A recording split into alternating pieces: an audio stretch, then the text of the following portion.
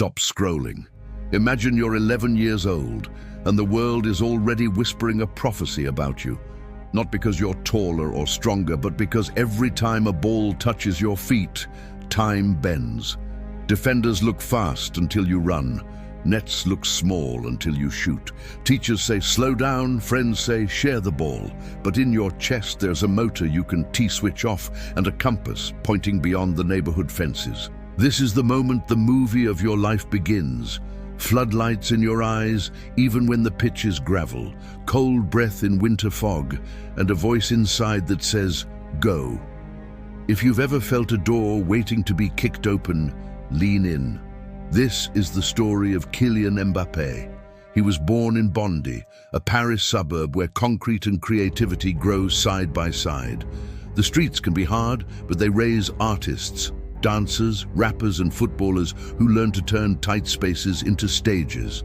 Kylian learned to dribble on asphalt and to listen, to the rhythm of the ball, to the timing of footsteps around him, to the silence that arrives a beat before a goal. His father, Wilfried, coached at AS Bondy. His mother, Faiza Lamari, a former handball player, understood competition from the inside. This wasn't a household dazzled by talent, it was a workshop.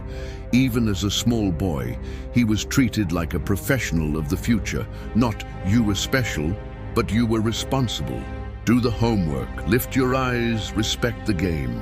At the local club, he was the kid who cut angles like a blade. He didn't push the ball and chase. He curved runs the way a violinist draws a note. Word traveled fast. The Clairefontaine Academy, France's forge for prodigies, came calling. There, among the nation's brightest, he stood out not just for speed, but for decisions. He could see the third pass before the first one started. In training, he was polite and voracious at once, the kind of competitor who smiles while breaking your line. Scouts scribbled, coaches whispered, and tape after tape crossed desks around Europe.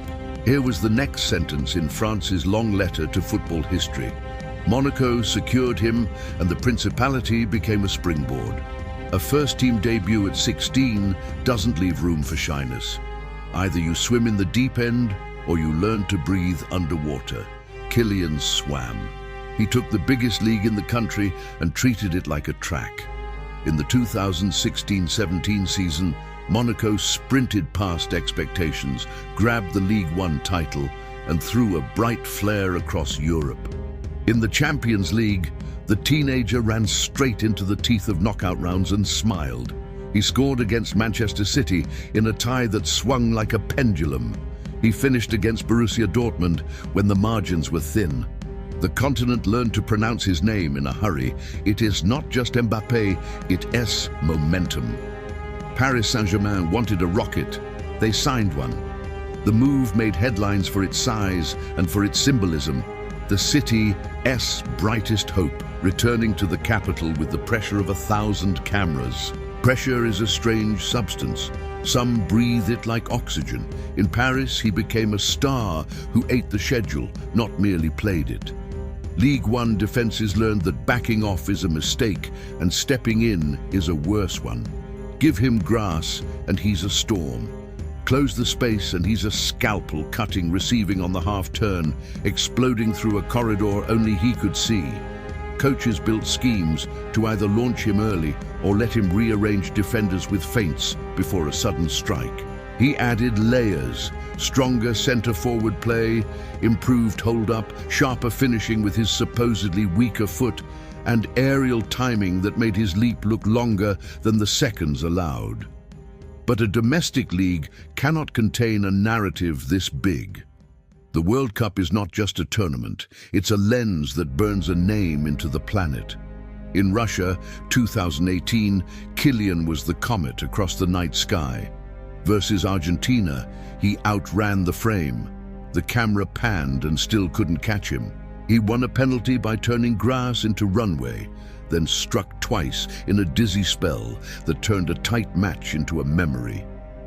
In the final against Croatia, his long shot became a signature.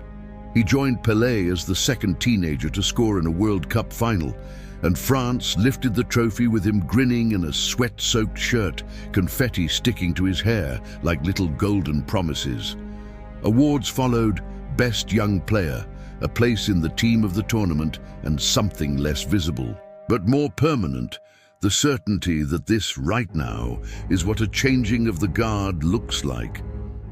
Back at PSG, he matured in public, a difficult job. Every week asked a new question. Can you be both lightning and lighthouse, devastating in transition, and reliable as a leader? He grew from sprinter into strategist, from phenomenon into organizer of the attack.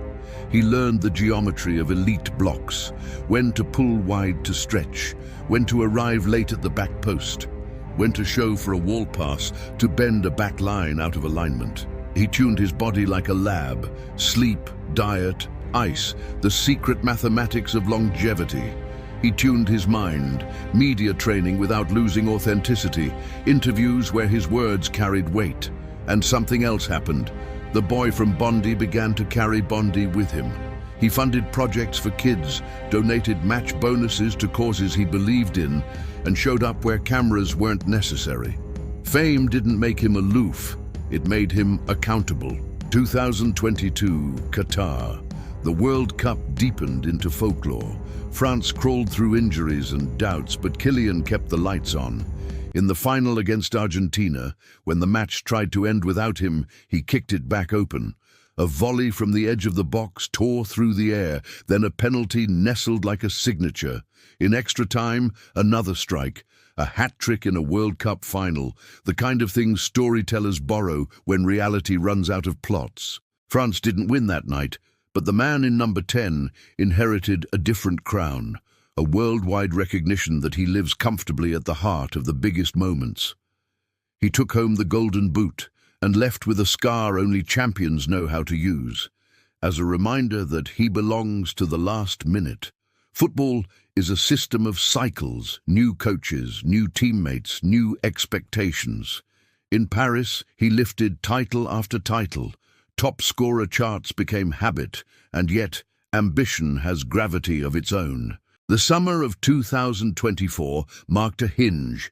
After a long dance of negotiations and speculation, he stepped onto another stage in white. Real Madrid, the cathedral of decades, welcomed him not as a curiosity, but as a pillar. He didn't come to be the future. He came to be the present. In Madrid, the standard isn't good game, it's good legacy. The jersey carries echoes, and Kylian responded the way he has since Bondi, with motion. He inverted from the left. He crashed the near post. He bent runs behind centre-backs who know it's coming and still arrive late. He didn't need to reinvent his essence. He needed to refine it until it gleamed. The national team chapter kept writing itself. At Euro 2024, he endured the kind of adversity that reminds you these are human bodies. Mask on face after a broken nose, minutes that sting, a late summer that asked for resilience rather than fireworks. Defeat has its own grammar. He spoke it with composure. But the bigger arc was intact. France still had a leader, and the dressing room still had a temperature set by a captain who will lace his boots to run through the next wall. So what is it exactly that makes Kylian Mbappé different? Speed alone is a trick. Timing is the art. He doesn't just run fast, he starts at the right time. Watch closely. He waits shoulder to shoulder with the last defender, then glides into a gap a fraction of a second after the pass leaves a teammate ease foot. That fraction is his signature, and when space compresses, he doesn't freeze. He lowers the center of gravity, lets the ball kiss his laces, and builds a door where there was only a wall. He dethrones fear with angles. He makes bravery look like muscle memory. And yet the game isn't only sprints and strikes. It's the talk between actions, the nod to a midfielder to hold, the glance to a fullback that means overlap now, the patience to recycle instead of forcing a hero pass. As he matured, Kylian's playmaking became a second language. He speaks like a native, Drop off, draw out the centre-back, lay off at tempo, then reappear behind the far post like a magician who has learned spatial misdirection. Great scorers become great connectors. He understood that the day he realized defenders follow goals, but they fear inevitability. Off the pitch, he grew into a blueprint for the new athlete, a brand built on clarity rather than noise. He chose partners that fit the story he wants to tell: discipline, uplift, excellence, then backed them with actions rather than slogans. He opened doors for kids from backgrounds like his own, kept a tight circle, and trusted his instincts. Through all the speculation cycles and headlines, he remembered the simple math of a career. Reputations are made Monday to Friday, trophies are lifted on Sundays, and legacy is built when no one claps. The critics come with the territory. Some say the French league was too soft. He answered in Europe and with a World Cup winner's medal. Some said he was only a winger. He added a centre-forward's ruthlessness and a playmaker's vision. Some wondered if he could lead. He wore the armband and learned to speak both to microphones and to men who share the locker room. The best careers are dialogues with doubt. Kylian doesn't silence doubt. He makes it run laps. What does the training look like for someone like this? It looks like repetition disguised as devotion. First step mechanics, shoulder checks before every reception, finishing off both feet across the goalkeeper and inside the near post. Cutbacks hit with the instep so the ball arrives on the striker's front foot. Headers timed with a knee drive that sends the body airborne a fraction longer than gravity prefers. It's not the glamorous part of the story, but it's the steel that lets the fireworks fly safely. He tuned his acceleration, but also his deceleration, the brakes that allow a defender to slide past a ghost. He expanded the strike zone, laces for power, instep for curl, toe poke when time vanishes. If talent is the script, practice is the acting. Without it, the lines don't land. There's also the family thread. In pictures from Bondi, he's a kid with windows for eyes. And in pictures from finals, he's the same kid just wearing armor. The difference is the miles and the lessons. How to handle victory without floating, how to handle loss without sinking. He learned to hold focus like a candle in the wind, to share credit quickly and absorb blame slowly, to treat headlines like weather. Sunny or storm, you still train at 10. Every era needs a sentence to define it. For some, it's tiki-taka. For others, gegenpressing. For this one, it might be transition at light speed. Mbappé is the face of that sentence, the punctuation that turns half chances into full paragraphs. But he's also bigger than a trend.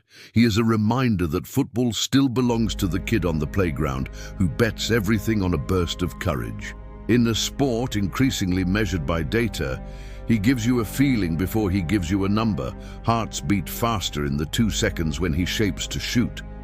That's the old magic, the pre-analytic gasp that made you fall in love with the game before you knew what XG was. He has idols and he has peers, but his path is his own.